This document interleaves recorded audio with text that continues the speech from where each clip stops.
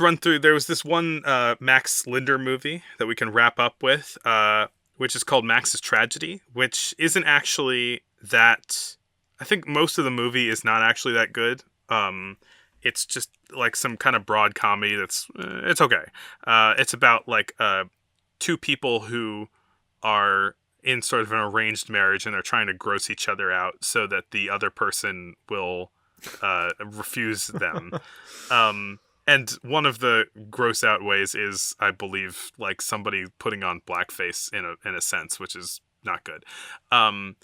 But it's mostly kind of a light comedy movie, but both of them end up becoming actors, which is sort of both of their dreams. And when they realize that they both want to be actors, they get together and they fall in love and everything.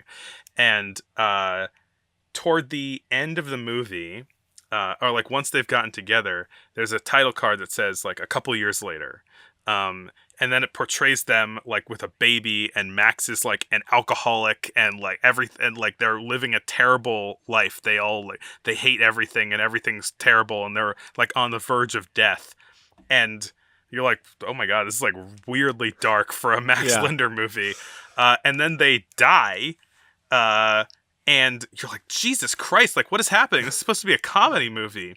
And just as they die, the camera like pulls back and you see that they're on a stage and you see the audience come up clapping.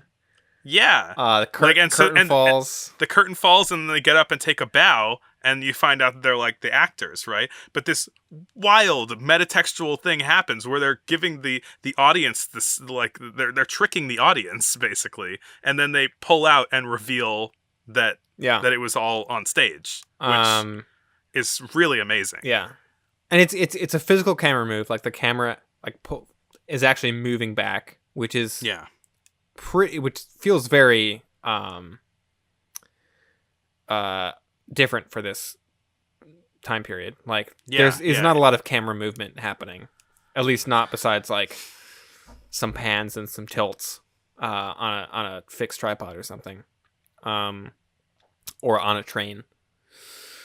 But yeah, it's such a good reveal, and it's also the kind of reveal that probably wouldn't work as well in a modern movie, because the sort of staginess of the last scene of them of their life in shambles. Yeah.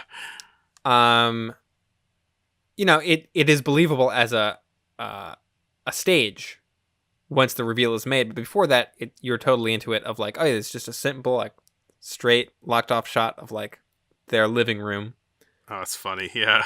Like most other movies. And then we get this like wild camera move back to reveal the audience that's in front of them. It was amazing. I was so impressed with that.